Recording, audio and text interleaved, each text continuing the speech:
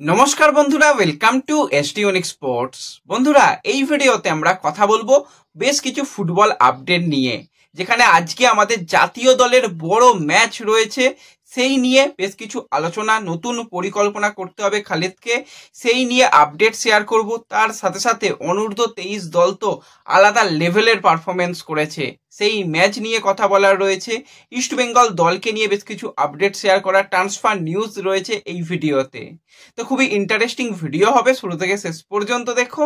আর video ভালো লাগলে সকলে একটু লাইক শেয়ার করে দিও।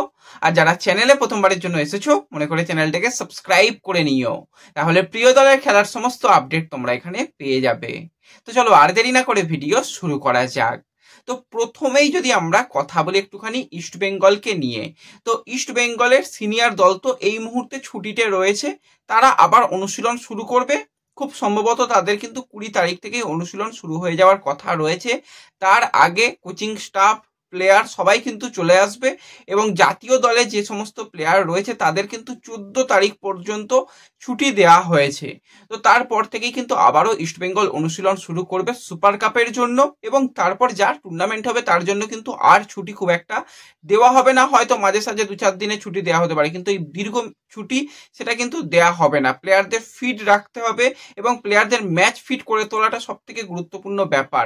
আমরা দেখেছি সিনিয়র দলের ক্ষেত্রে ডুরান্ড কাপে ভালো পারফরমেন্স মিগুয়েল করেছে, তবুও কিন্তু তাকে দেখে একদম যে পুরোপুরি 90 মিনিটের জন্য ম্যাচ ফিট সেটা একবারও মনে হয়নি। একটা সময়ের পর মিগুয়েল খেলা ছেড়ে দিচ্ছিল। বেশ কিছু প্লেয়ার তাদের এখনো পর্যন্ত সেই যে সঠিক প্রিসিজনটুকু হয়নি। তো সেক্ষেত্রে কোচ কিন্তু একদম সঠিক সিদ্ধান্তই নিয়েছে, খুব তাড়াতাড়ি কিন্তু তারা আবার প্র্যাকটিস শুরু করে দেবে।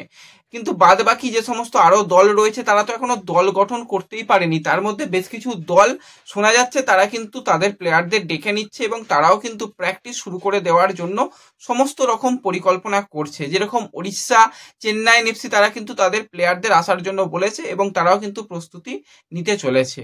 তো এটা তো গেল ইস্টবেঙ্গলের সিনিয়র দলকে নিয়ে আপডেট। এরপর যদি আমরা একটুখানি ইস্টবেঙ্গলের রিজার্ভ টিম যেটা সিএফএল এ খেলেছে সেই দলকে নিয়ে কথা বলি, তো ইস্টবেঙ্গল অলরেডি গ্রুপ চ্যাম্পিয়ন হয়ে সুপার 6-এ কোয়ালিফাই করেছে।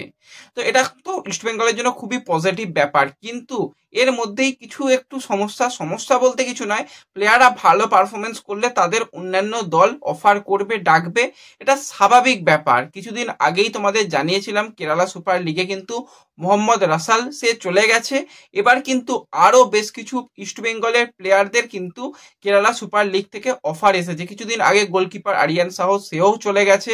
এছাড়াও কিন্তু এখনো 2 থেকে 3 জন প্লেয়ারকে কিন্তু কেরালা সুপার লিগ থেকে ডাকা হয়েছে, এবং তাদের কিন্তু অফার করা হয়েছে। এবার ইস্টবেঙ্গল ম্যানেজমেন্টের হাতে রয়েছে যে সেই প্লেয়ারদের ছাড়া হবে কিনা। হ্যাঁ, কোনো প্লেয়ারই দীর্ঘমেয়াদী চুক্তি নয়, শর্ট টার্ম ডিলে কিন্তু যাবে। সেরকমটা যদি করা হয় তাহলে ভালো। আমি তো বলবো প্লেয়ারদের ছাড়া হোক, বিশেষত নাসিব যে পারফরমেন্সটা তুলে ধরেছে, দুর্দান্ত প্লেয়ার। মোহাম্মদ আসিকের যদি আমরা কথা বলি, আরো বেশ কিছু আমানের মতন প্লেয়ারদের কথা বলি, এদের গেম টাইম দিতে হবে, এরা আরো ভালো খেলুক, এটুকু আমরা চাই। তো সেক্ষেত্রে তাদের যদি ছাড়া হয় সেটা কিন্তু খুব ভালো ব্যাপার হবে। তো পরবর্তী সময় আরো বেশ কিছু প্লেয়ারকে ইস্টবেঙ্গল ম্যানেজমেন্ট ছাড়তে পারে, এরকমটাই সম্ভাবনা রয়েছে। তো পরবর্তী সময় অফিসিয়াল আপডেট এসে গেলে তোমাদের জানিয়ে দেব। এবং এর সাথে সাথে ইস্টবেঙ্গলের গোলকিপার আদিত্য পাত্রের কাছেও কিন্তু বেশ কিছু ক্লাবের অফার এসেছে। হ্যাঁ, কেরালা সুপার লিগ নয়, তার কাছে কিন্তু আই লিগের কিছু ক্লাব ইনকোয়ারি করেছে তাকে নেবার ব্যাপারে, এবং আইএসএল এর 2টো ক্লাব কিন্তু ইন্টারেস্ট শো করেছে।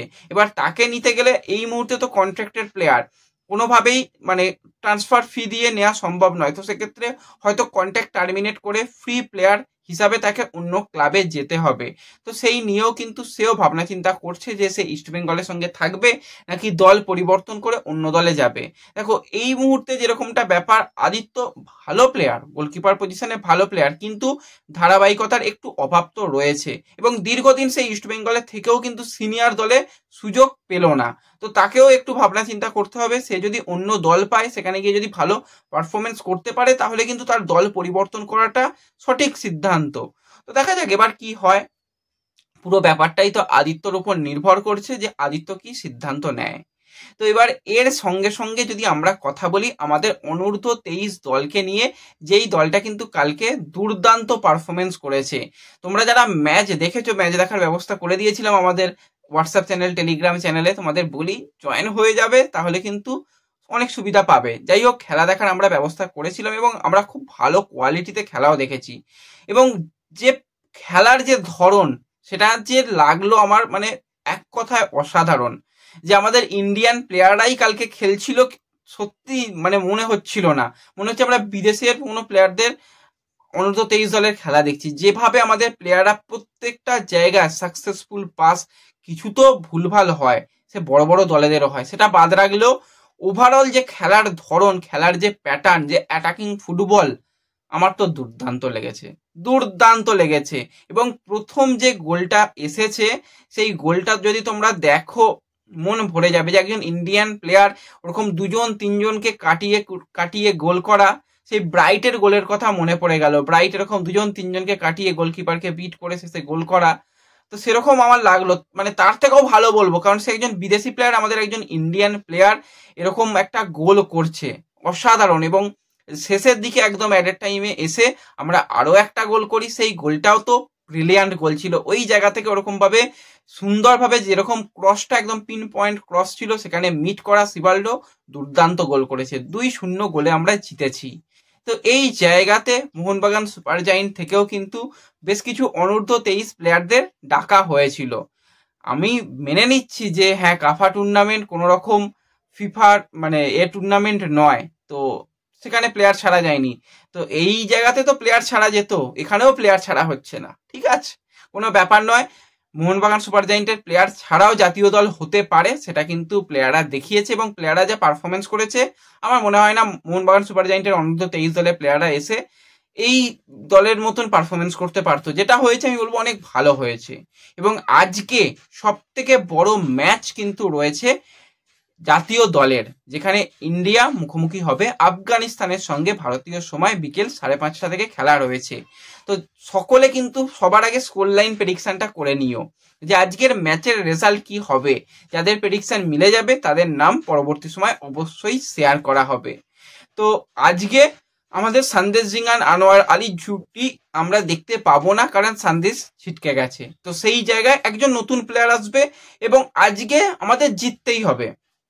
ম্যাচ যেত সরাসরি পরবর্তী রাউন্ডে থার্ড প্লেস দলের হিসাবে যাওয়ার জন্য সুযোগ পাবে, কারণ ইন্ডিয়া তো গ্রুপ চ্যাম্পিয়ন হতে পারবে না, সেটা অসম্ভব ব্যাপার। তো যদি গ্রুপ চ্যাম্পিয়ন না হতে পারে, তো সেক্ষেত্রে অবশ্যই সেকেন্ড বেস্ট টিম হিসাবে পরবর্তী রাউন্ডে যাওয়ার সুযোগ রয়েছে। তো সেক্ষেত্রে যদি আজকে ভালো পারফরমেন্স হয়, তাহলে কিন্তু সেটা সম্ভব।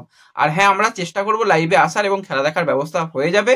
যারা নতুন আসছো, চ্যানেলটাকে সাবস্ক্রাইব করে ডেসক্রিপশন বক্সে আমি পিন কমেন্টে লিঙ্ক দিয়ে দেবো, ডেসক্রিপশন বক্স এবং পিন কমেন্টে WhatsApp channel, Telegram channel, Facebook page, সেখানে জয়েন হয়ে যাবে, খেলা দেখার ব্যবস্থা একদম পেয়ে যাবে। তো আজকে দলে আমি বেশ কিছু চেঞ্জেস দেখতে চাইছি, কারণ attack is the best defence. আফগানিস্তানের বিরুদ্ধেও যদি আমরা ভাবি যে ডিফেন্স করবো, সেটা নয়, আমরা আগে গোল করে আসি, তারপর আমরা সেকেন্ড হাফে নয় ডিফেন্স করে কাটিয়ে দেবো। তো সেক্ষেত্রে গোলের তলায় গুরপ্রীতকে অবশ্যই আমি দেখতে চাই। ডিফেন্স লাইনে রাহুল ভেকের সঙ্গে যদি আনোয়ার আলীকে একদম সেন্টার ব্যাকে নামিয়ে দেওয়া হয়, খুবই ভালো। কারণ সানাকে দেখে খুব একটা আমার ভালো লাগেনি, সানা এসে কতটা ভরসা দিতে পারবে জানি না। এবং সাইড ব্যাকে সেক্ষেত্রে একদিকে উভেশ শুরু করুক, অপর দিকে কিন্তু ভালপুইয়া, তাকে যদি সুযোগ দেওয়া হয় ভালো অপশন। এটা কিন্তু 4 ডিফেন্স। মিডফিল্ডে 5 জন প্লেয়ার, নাওরে মহেশ সিংকে প্রথম থেকে চাই। মহেশ পুরো অ্যাটাকটাকে সামলে দেবে, অ্যাটাকে সাহায্য করবে, বল বাড়াবে। তো অবশ্যই অ্যাটাকিং মিডিও হিসাবে একদম মিডফিল্ড থেকে খেলবে মহেশ। দুটো উইংয়ে একদিকে আমি দেখতে চাই, অবশ্যই সেখানে খুব ভালো পারফরমেন্স করছে আশিক কুরুনিয়ান, অপরদিকে বিক্রম প্রতাপ রয়েছে। মিডফিল্ডে যদি নিখিল প্রভু, সুরেশ বা জিকসান, অনেক অপশান রয়েছে, যে কোনো প্লেয়ারকে ব্যবহার করা যেতে পারে। এবং ইরফান খুব একটা ছন্দে নেই, গোল করতে পারবে বলে মনে হয় না। সেই জায়গায় ফলস 9 হিসাবে বা কিছুটা মানে ওই একটা প্লেয়ার রেখে দেওয়া হোক, সেখানে ছাংতেকে সে সামলে দেবে। তো অ্যাটাকিং লাইনে যখন যাবে বিক্রম প্রতাপ, ছাংতে, এদিকে আশিক কুরুনিয়ান, মহেশ, 4 জন মিলে অ্যাটাকে যাবে, আবার নেমে ডিফেন্সও তারা করবে। এটা কিন্তু সঠিক ফরমেশন আজকের ম্যাচের জন্য আমার মনে হয়। তোমরা তোমাদের মতামত অবশ্যই আমাকে কমেন্টে জানিও। আজকের ম্যাচের জন্য বেস্ট প্লেইং 11 ইন্ডিয়ার জন্য কি হতে চলেছে, সেটা কিন্তু আমাকে জানাতে কেউ ভুলো না। তো ব্যাস, এই ভিডিওতে এই আপডেটগুলোই শেয়ার করার ছিল। ভিডিও ভালো লাগলে লাইক শেয়ার করে দিও, চ্যানেলে প্রথমবারের জন্য এলে সাবস্ক্রাইব করে নিও। দেখা হবে পরবর্তী ভিডিওতে, ধন্যবাদ।